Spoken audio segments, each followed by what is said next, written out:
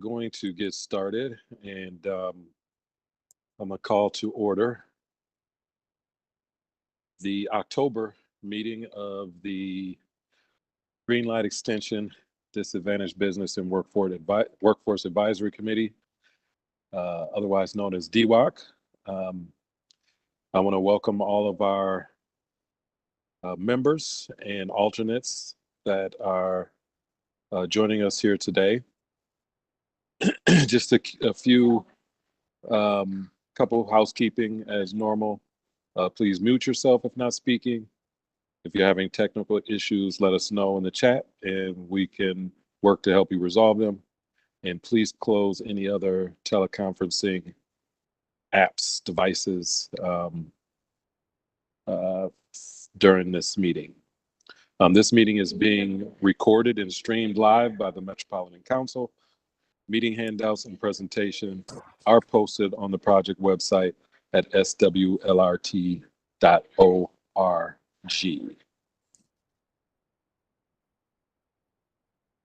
And Elaine, are you just going to take a visual roll call and check that, or do you want to go through? I am taking a visual roll call and have already started marking the members that are present. Awesome. All right, with that, I will turn it over to you, Elaine. So, yes, thank you, Ashante. The September minutes were included in the handouts that you received from John. Does anyone have any edits? And if you do, please send them to the co-chairs. Next, we'll move to the Green Line Extension Project update. And Elaine, this is David Davies. I'm actually. Yeah, I was just going to say you're going to be doing that presentation. Correct. Thank you so much. Good afternoon, folks. This is David Davies, the Manager of Public Involvement with the Green Line Extension Project Office. Just a quick note that in the future, well, in the past and future, you have seen my colleague, James Makoviak, who's the Senior Outreach Coordinator for the project. He will be providing these updates most often in the future, but he is out of office right now. So I'm sort of like stepping in to provide this update today, but in the future, you'll probably see James's face more than mine.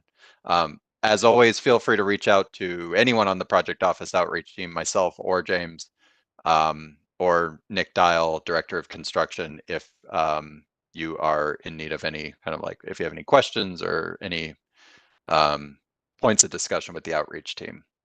So, Jason, I am seeing a variety of windows open. I don't know if anyone else sees that, kind of like a YouTube studio and a Word and the agenda, kind of a few different windows open at this time on the WebEx. I'll just wait for Jason to bring up. No worries. There's just no point in me. But I will, while Jason is talking, this actually isn't in the presentation, but just give you a brief outreach roundup. We have been conducting our tours as usual as we have over the past few seasons, the public construction walking tours, and we've wrapped those up for the year. Of course, we're always available to give kind of meet people out on site or give tours as needed, but the tours that we've organized kind of been wrapped up for the season. Those were quite successful. We're trying to do a tour in every city 3 times a year throughout the summer, in May, July, and September, and we're largely successful in implementing. We had a few rainouts, but those were quite successful, averaging 8, 10 people, 12 people per tour. We can accommodate 15 to 20, and so as I've talked about in the past, those are really unique and useful opportunities to get folks out into sites and as folks are also aware, we're seeing, right, when we take folks out to Minnetonka and Eden Prairie, as you will see in these slides, and as you have been seeing this year, they're seeing a lot of finish, or like things that look practically finished. And then of course on the east side, when you get into Minneapolis, they're still seeing some things in progress. So it's fun to talk with folks who are actually on multiple tours.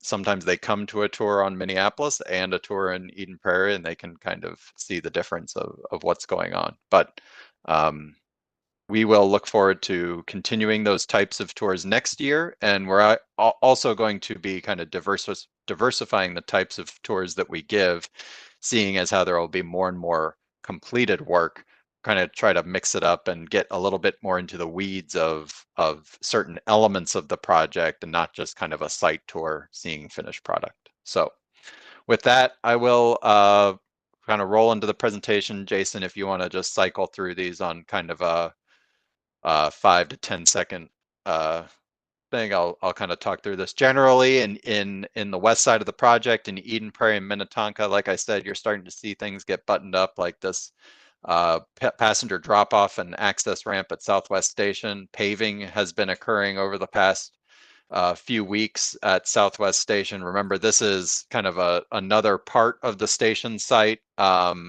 adjacent to the new garage and light rail station area and bus loop that was opened earlier for Southwest Transit. At City West, again, you're seeing finished product. We've taken folks out here to see, this is like a complete site, right? You've got the station, the tunnel off in the distance, the under Highway 62, and the park and ride lot now in pretty much a completed state. So really cool for folks to be able to see just what like a finished station looks like.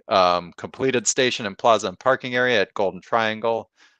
We've got track work being laid down, and you're seeing track work extending eastward from Eden Prairie as far as Hopkins, and even in other portions of the alignment, seeing that track work being laid down.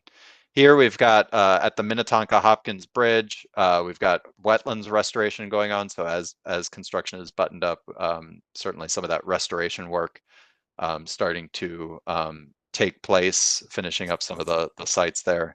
Track work north of that bridge site that leads into the Shady Oak Station, some of the transition or kind of like crossover track work that you see periodic points throughout, and near also the to be constructed Hopkins Rail Support Facility. Park and ride construction on the left, you've got the main park and ride lot adjacent to the station, and on the right, you've got kind of an auxiliary park and ride area to the, what is that, kind of the east of the main station area that has been paved and is pretty much completed. We've got the LRT grade crossing that was finished up in Wooddale. You know, some of the pedestrian improvements are being put in here. So again, kind of a restoring access for community members in the area where we've had road or trail or sidewalk interruptions for seasons as construction has progressed. So good to see those elements being restored and access being restored for community members nearby. This view is from the Beltline Trail overpass, and which you can also see to kind of in the right side of the picture on the other side of the train tracks there. And this is the LRT track also being laid out at the Beltline Boulevard station, which is the last station going east with a park and ride feature to be constructed on the project. We've got vertical circulation. So remember, folks, that means stair and elevator towers being constructed on either side of the Lake Street Bridge. And so now as you're driving across Lake Street, you're able to view these structures rising up above the bridge, and seeing those will be connection points for folks who are on the bridge. And remember, we're going to have the Metro Transit B line, Bus Rapid Transit, stopping at this station in the future. So the bus station will stop, the bus stop will be up at the top of the bridge where customers will be able to transfer and descend down onto the light rail platform. Kenilworth LRT tunnel west heading work is ongoing. We've got you know, the teledipper, which is the excavator that digs down to the final grade, or the final depth, excuse me, is being utilized now, and we're going to be finishing up the first cells going in the westward direction to pour the big concrete tremie pours coming up here later this fall. Kenilworth Tunnel, there's been backfill and chipping away at the sides to kind of make a uniform surface for strut and whaler installation, as well as backfill for restoration of the tunnel itself over top. Jumping up to Bryn Mawr Station, you're seeing the station in advanced stages of completion, and then continued work on the pedestrian bridge over kind of off in the background there that links up to the intersection of Penn Avenue, where I believe we've shown in the previous areas we had work going on at the intersection there, constructing the passenger drop-off at Penn and South Wayzata Boulevard there. Got track work west of Bassett Creek Valley Station, in between Bassett Creek Valley and Bryn Mawr, and then of course off to just the left there, or the north side, is the corridor protection wall, which is largely complete. But track work being advancing even as far in as Minneapolis. More vertical circulation, more stair and elevator towers. This one is at the Bassett Creek Valley Station. This station connects up to the Van Wyck Memorial Bridge, again, allowing customers to descend from the bridge down to the station platform area or to the Cedar Lake Trail. And then as we get into closer to downtown, we've got Glenwood Avenue Bridge in pretty much a completed state. We're looking forward to reopening the Glenwood Bridge to roadway traffic by the end of the year. That'll be a big milestone to have traffic back on Glenwood Avenue, with the LRT bridge bisecting the roadway bridge there. Royalston Avenue Farmers Market Station also advancing. This is one of our two dual platform stations, and this station leads into the next slide, which is the 5th and 7th Street Bridge. We're seeing that bridge also getting to an advanced stage of structural completion. We'll be removing what we call the false work from this area, and kind of you'll see a completed or largely structurally completed bridge later this fall, driving under that on 7th Street next to Metro Transit headquarters. So that's civil work. Moving into systems, generally speaking, obviously APJV is kind of getting control of certain sites or certain areas of sites and being able to progress their work from largely from east to west. So moving, stringing catenary wire in Eden Prairie and Minnetonka. And then as Jason advances the slides here, you'll see that there are some of the traction power substations. More of those have been installed. I think we've shown pictures of these in the past, but some unique processes here for getting some of these TPSS wedged down or kind of like located down under bridge structures, like here at Eden Prairie. But that work is starting, I believe, to someone can correct me, but I believe to kind of like conclude for the season, but some of that work will obviously continue through the year. This is just more TPSS examples of set TPSS structures, which of course are fabricated offsite and then installed periodically throughout the report or throughout the corridor. That's my brief update this month. So I'll turn it back to, is it Elaine? I'll turn it back to you, Elaine. Thanks, David. Or Shanti. Any questions for David? All right. We will move on into our consent agenda. And earlier this week, the DBN workforce reports were sent out for review. And of course, they're always available on the advisory committee page. Any questions on the DBE reports?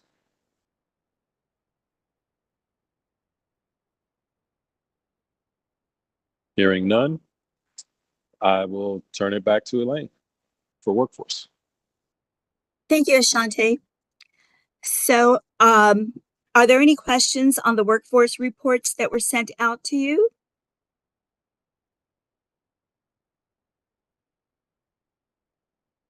If not, we will move on to Krista Seberg to present the LMJV's efforts or discussion. Hey, thanks, Elaine. Hi, everybody. Let's see if we could go to the start of hour, so a couple more slides. Keep going. Almost there. There we go. All right, thank you for getting there. So there's a lot going on right now, you guys. So I'm gonna breeze through the couple of slides here, and then I'm going to share some pictures with you guys that as we were just the beginning of the meeting, I was pulling them together. So I'll talk about that in a moment.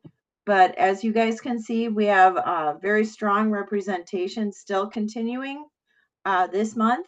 Last month, actually, I'm reporting for September for the DBEs that we have working on the project. We continue to move forward with them. There have been some increases to contract values and everything, so that's always nice to see, as well as one-on-one assistance with contractors that need that little extra bit of help. So we've been having the continued one-on-one meetings with some of those, and it's great to see the progress. You know, you all have, you know, the DBE report information and are able to see, you know, with the goal being 16%, and we are above 20% and still remaining, and will continue to do so. It's really refreshing to see the growth of DBE participation with the Met Council from the very first light rail project to now. Any questions regarding DBEs? If not, let's go forward to the workforce. Great. And I did not do the comparison of August to September with the trades. I was not able to get my IT skills working very well with PowerPoint. But as you guys can see, I mean, take a look, you know, at the POCI, especially breakdown of the trades and the participation. If you compare it to the beginning of the project to now, you guys, I mean, because we have quite a bit of workforce out there right now, it's great to see.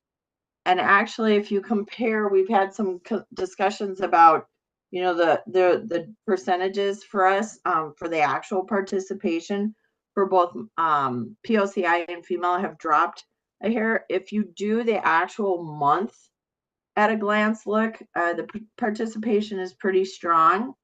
And the reason you're going to start seeing drops, and this is across the board, is because we're starting the seasonal layoffs. And with that being said, seasonal layoffs, we're also going to be meeting. We have, and I apologize to those that are on the call that are part of our team. There's a group of us that are in discussions and going to be pulling others in for this regarding the winter layoffs and what are we doing to help especially the newer apprentices or new people to the industry to Minnesota. What are we doing to assist them during that layoff time? And so watch for more. I really look forward to the November meeting because we will be, there's my commitment to Julie and my team that we will be doing a presentation of what we would like to see. Any questions regarding the trade participation? If not, let's go to the next slide. Here's our September in and out report. And you guys keep in mind, and it says it at the top, this is just for the joint venture for the Lunda and for CS McCrossin for their contract work. We only had transfers. We had 7 individuals coming in, and it was regarding specialized work that was needed. And that's why those 7 were transferred in during September. Otherwise, there were 0. Any questions regarding transfers in and out? Okay, let's go to the next one, please. Here is what I've been so excited and waiting for today's meeting. I actually wish last month and this month were flip-flop because if we could have been in person. For those that don't know, I don't know where you've been. No, I'm kidding. Construction Inclusion Week. We're in the 4th day of it right now. Tomorrow's going to be our wrap-up day. Kind of sad, but in a way, I'm exhausted, you guys, from all this awesome stuff. So I just want to share with you guys, and I really encourage each of you guys. On this page, there is a link for each day, a video that was selected to be shared, not just with, well, and you guys were a part of it too, not just with my team, the LMJV. These videos have been shared with Lunda's staff, CS McCrossan staff, all of our trade partners, so all of our subcontractors on the project, many of our unions, many of our community-based organizations, associations, and part of the team here. These videos, you guys, are quick webinars regarding our culture of care that we take very strongly on our project here. And Mike will be talking about that they're a part of the team too.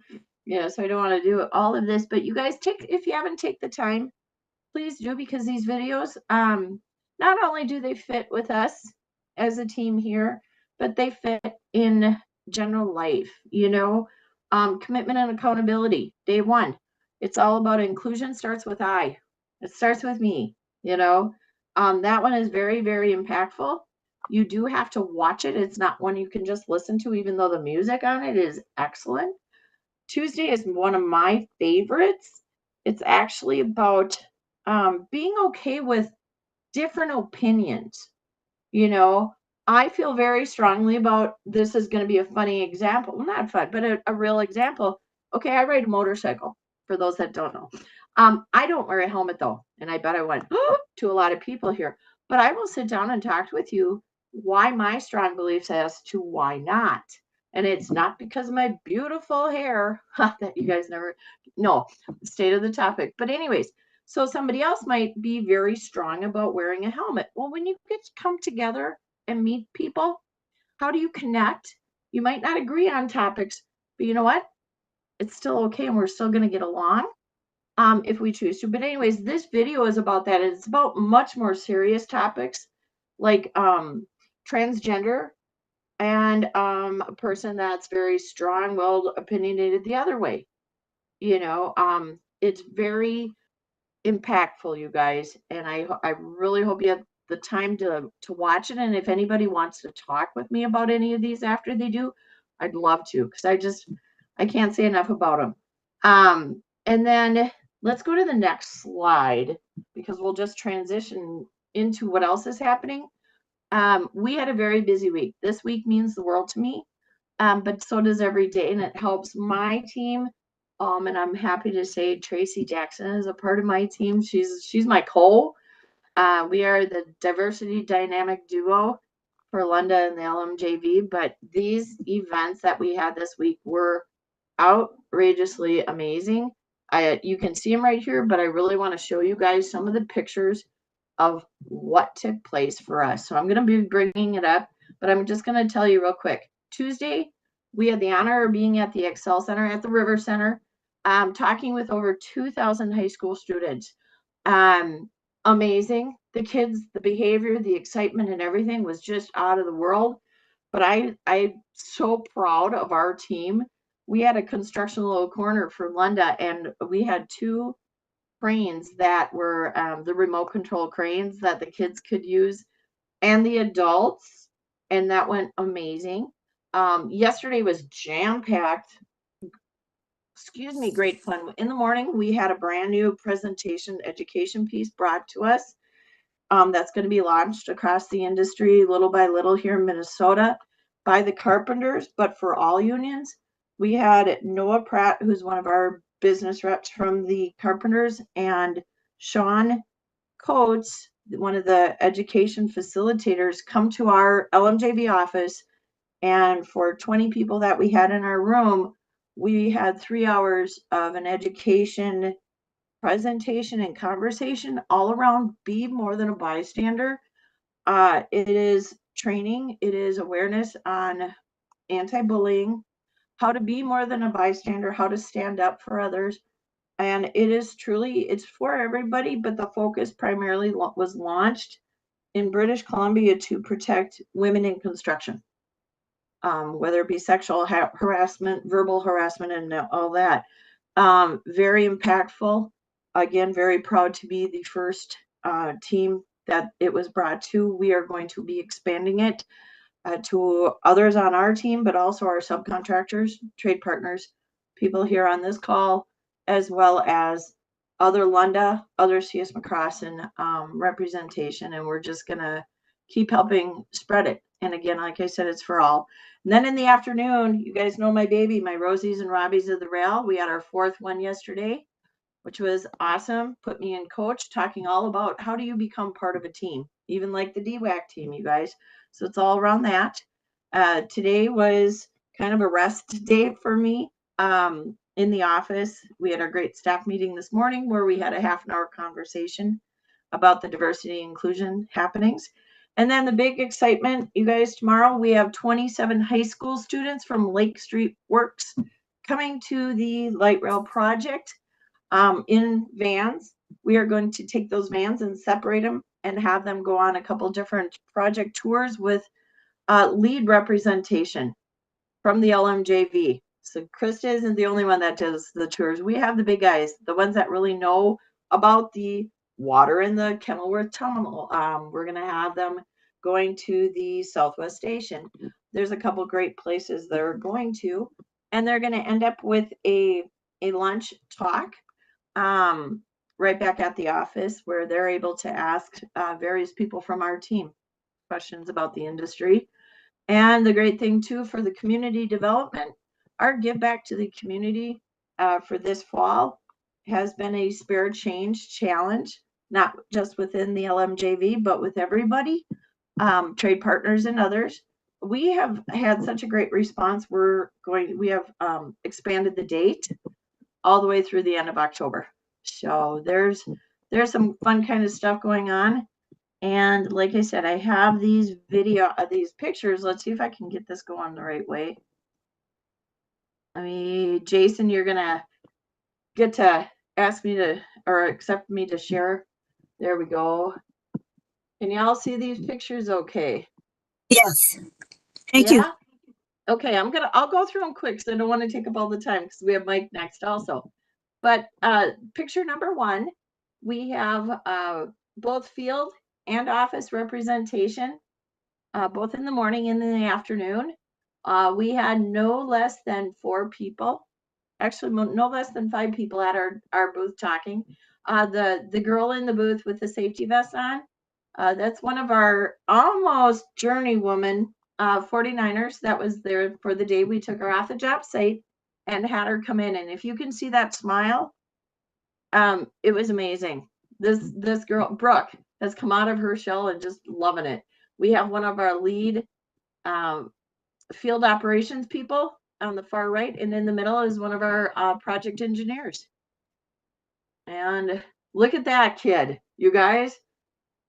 There's our remote control cranes that Tracy got us. As you can see, look at the smile, you guys. And it was amazing. It was so much fun watching these kids and how well behaved they all were, the questions they asked, the notebook full of names that we have for potentials out of this world. There's part of the team. As you can see, we have Jenny Winkler from the 49ers. She was kitty corner from us. Yeah, there's me showing off a little, I don't know, whatever you want to call it. But the one in the neon safety hoodie, that is Isabel Schultz. She's our 2nd-year apprentice 49er that came from Building Strong Communities. And again, look at the smile. And then next to Isabel is Tammy, who is our HR generalist from Lunda. So it was great. Here's my fun picture. Where's Tracy? There's the Lunda team that pulled it all together. So we have representation from the field, from the office, and it was kind of fun. You see two people that aren't in their polo shirts. Whoopsie. But anyways, it was a great team, great event. And I look forward to future events. It was sponsored by the St. Paul Chamber of Commerce. Junior Achievement was there, as well as there were over 50 different booths. They're actually close to 100. And there on the construction industry, we had over 20 booths ranging from contractors, unions, community organizations, and other firms such as architect and engineering firms. It was great. And then here is part of the training I talked to you guys about for Be More Than a Bystander. Now I get to say, as well as some of my team, Tracy, myself, we are not being more, we are more than a bystander. That's why you see I am more. And you see the box of tissues in the picture. I left it there on purpose. And this is Sean, one of the trainers, one of our partners. The clinics are there for a reason. This was originally created for men training men, but it's so impactful we spread it. But he always keeps a box of Kleenex with because of how impactful this training is for everybody. There are 3 of our guys on the LMJV team representing project leadership, safety, and project engineering. As you can tell, they're engaged, they're listening, they're a part of it. And then there are the 4 that brought it all together. We have our two union representatives, Noah and Sean, and then the dynamic duo, Tracy and myself. Now on to, here's Rosies of the Rail. And I'm just going to go through them real quick, you guys. Rosies of the Rail is a great round table, but look at the interaction with people. Again, we have people on the project. We have union representation. We have community organizations, associations, and other contractors that are all a part of this. And there's another great showing the different people that were there. The VFW of Hopkins gives us our space for free. They're wonderful. Here are 2 union representatives, you guys. We have a foreman, electrician from Egan, as well as Amanda, the new business rep for the Carpenters. This was her first event as the business rep for the Carp. And there, look at, it's the Rosies. We forgot to get a picture of the Robbies because we were all too excited. So it was great representation. That's it for those. That's it for my part. Any questions, anyone? Krista, I have to say I am very disappointed that you got a picture in there of a Packers pullover.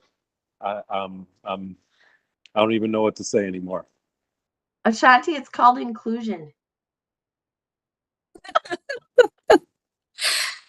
Thank you, Hey. Krista. Go I wild. do want to say, if I would encourage all of you to view those YouTube tapes. They're really powerful. Thank you for sharing those with us, Krista. Thanks, Elaine. That really means a lot. And you guys have your tissues ready. And I can tell you guys personally, I've watched them over 10 times each myself. Thanks, Elaine. I do want to also tell people, the unions in Canada have been at the forefront of doing initiatives to counteract bullying on the construction sites. So this is that tape about bullying against women. It's just one of the series that they've done over the years. So those are really good videos. Thanks, Elaine. Next, thank you for sharing those. Awesome. Next, you let's guys. move on to the systems project. Mike Tony. All right. Hello, everybody. Mike Aldridge, APJV. As far as our good faith efforts, last month on the September 15th, we asked and premiered additional mock interviews at Summit Academy to strengthen our relationship there. We participated in the Rosies and Robbies of the Rails yesterday with that discussion. It was quite an event. and we met with them. MDHR had our meeting today, good faith effort meeting. And then tomorrow we're going to participate along with London Lacrosse, and they invited us to join in on the site visits with Lake Street Works. So we're going to be part of that group tomorrow morning going around. So looking forward to that. Next slide. As far as workforce last month, we worked a total of probably, this is August, so about 5,900 hours it looks like. And those are percentages of males and females. So overall, I think we were about 12% female and about 22, 23% POCI.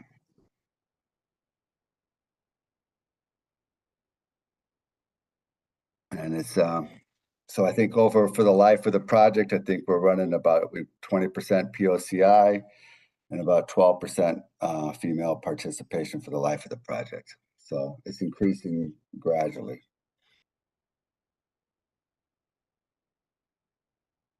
Thank you, Mike. Does anyone have any questions or comments for Mike?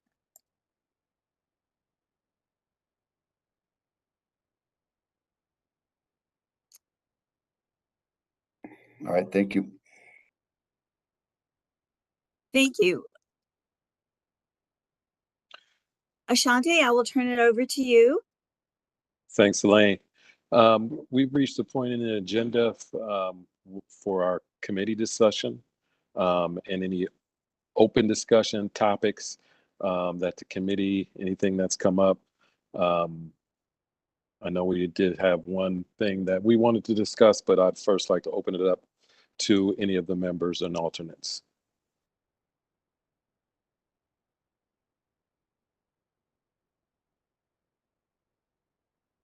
All right. One of the things that we had on the agenda to discuss is our meetings frequency over the winter months.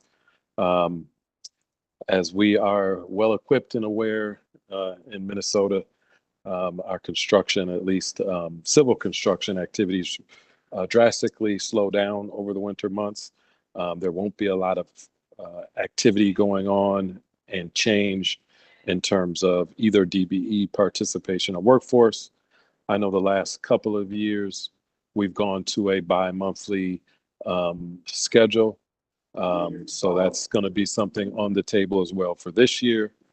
And then also we wanted to hear from David as well in terms of some of what he has seen and some of the experiences on other committees when the activity is slowing down and the project is winding down as well.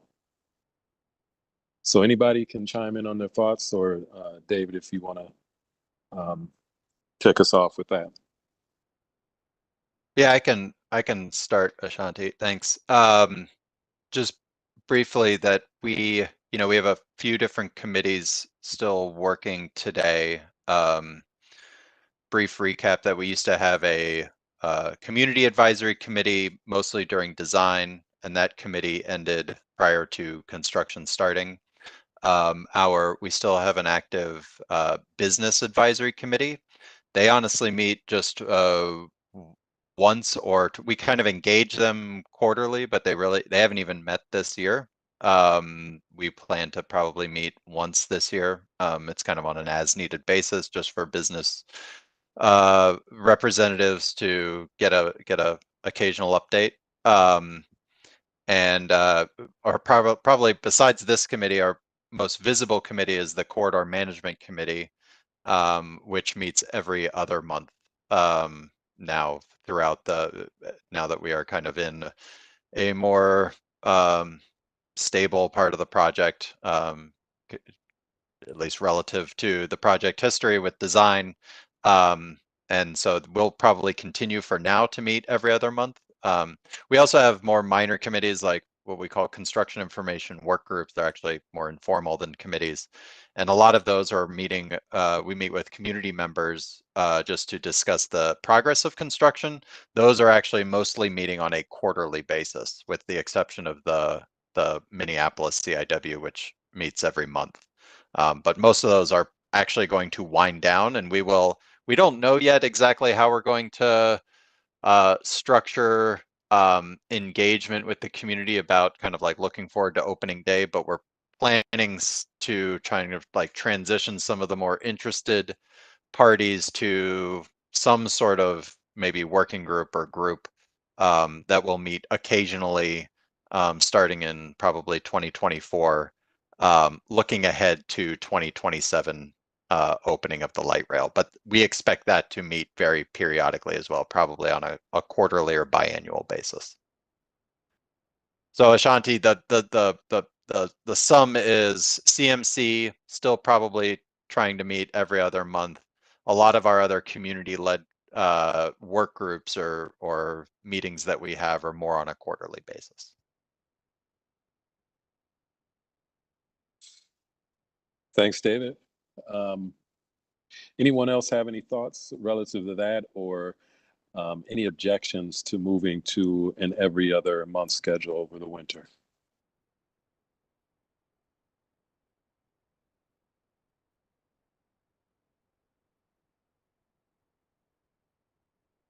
All right, I will take that feedback. I Go- couldn't go find my ahead. unmute button quick enough because I was looking at other pictures while listening. Sorry, you guys. Hey, don't know who has seen the chat or not. I'm up for the every other, but I'm just gonna, devil's advocate here, or however we want to put it. Yeah, our workforce numbers dropped during the winter, but guess what is busier?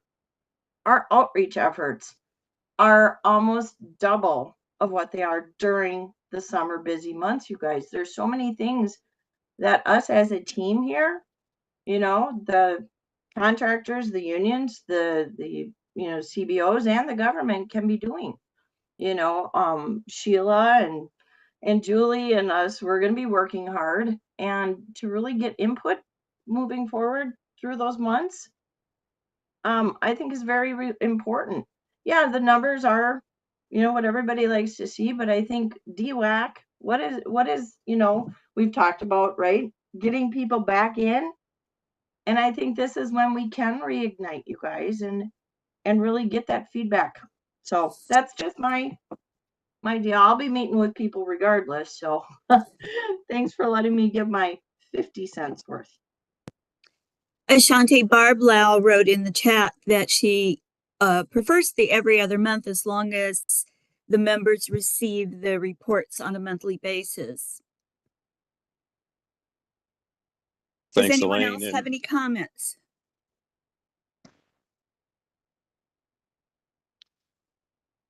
What I will say is definitely that makes sense, Krista, in terms of, some of the outreach activities and other activities that happen when we're not so focused on the construction and construction activities. Same goes for us. We'll be doing a lot. We have a small business support services contract that we will be executing probably before the end of the year, and hoping to engage in some of those activities with our small businesses. We're continuing our meetings relative to the industry workforce and small business initiatives, as well as some of the other large projects that we got coming up, including Blue Line, of course, but we have a lot of arterial bus rapid transit projects that'll be kicking off as well. So yes, there's a lot going on, but and I did fail to mention that, yes, the practice has been to provide the report still on a monthly basis, but the actual meeting on an every other month basis. Thank you, Ashanti. I agree. I suggest we meet next month before the holidays and then skip December and then reconvene in January.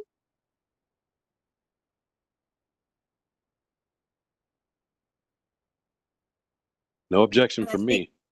Yeah, I think we could meet, skip February and then start again in March, because that's sort of the start of the construction season where it's gearing up.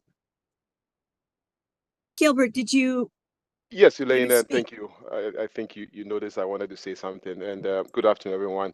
So I do support that, and I do support what um, Bob said as well. And like you said, Ashanti, I think there's a history of a continuous effort to keep the numbers where they are, even as this project nears completion. And I think all of us, undoubtedly are committed to that. And so I think so far as those efforts continue and we get those reports, that I have no objection to that at all. Thank you. Thank Does you. anyone else want to speak? Hey everybody, this is John Tao. I did have a question. We normally do the quarterly meetings in person. So with that being said, December would have been the next one. During this time period of bi-monthly meetings, is there a in-person meeting that people wanted? And then I would just also like to add that at the last quarterly meeting that was in person, we didn't have any members show up.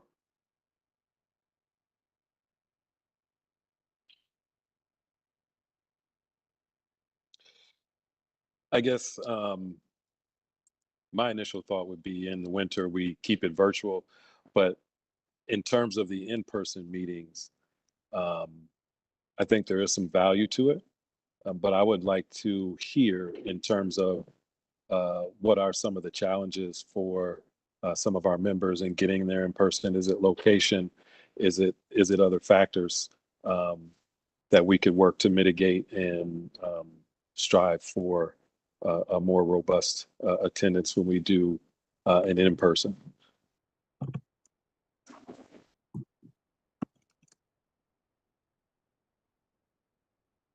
Hi, all. This is Julie Brecky. I'll just share that I've made it to several in-person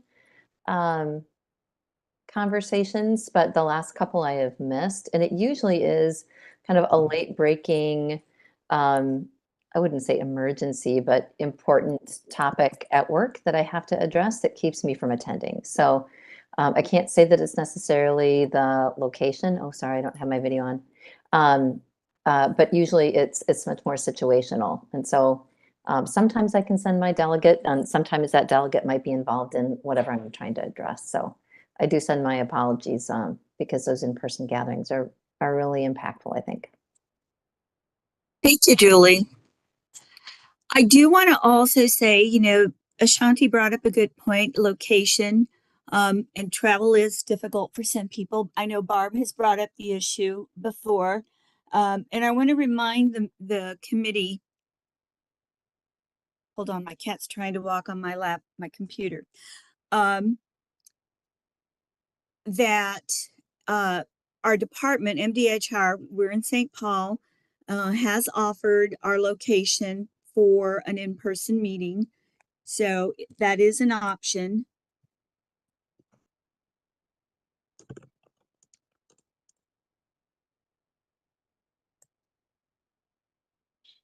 It is on the green line too. So Yeah, and it's closer to a number of our members' locations. It's more, on the other side rather than having to go across the cities. I think what we can commit to, between myself, John, Julianne, William, is maybe, just doing just a really, really quick 1-2 question survey around those things that would facilitate that in-person that meeting. Yeah, so if there are ways that and things that we can do, we'll definitely consider those.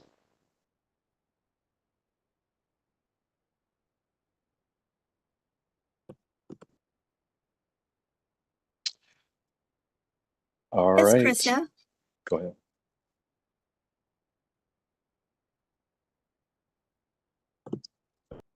Thank you.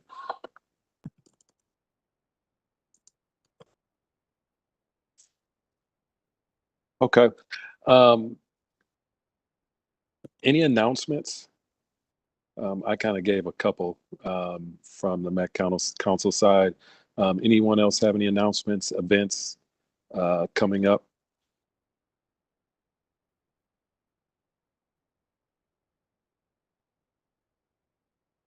I will make one other just announcement, just in terms of some of the things that we are working on. We have some proposals and ideas that we are going to try and get to the legislature relative to giving us some more tools in the toolbox for our small business inclusion efforts. So if you use your networks, your channels, your influence to support those initiatives, would be greatly appreciated. Somebody wanted to say something?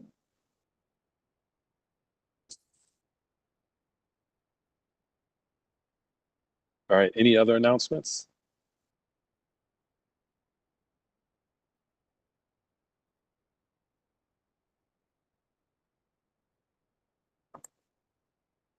All right, I think we have reached our public invitation. Is there, William, was there anyone that registered to provide any public comment or speak?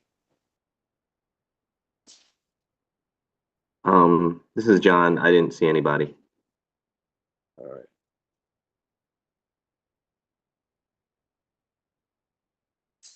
All right, and for members of the public that would like to speak or may view this online, you can always pre-register by emailing public.info@metc.state.mn.us.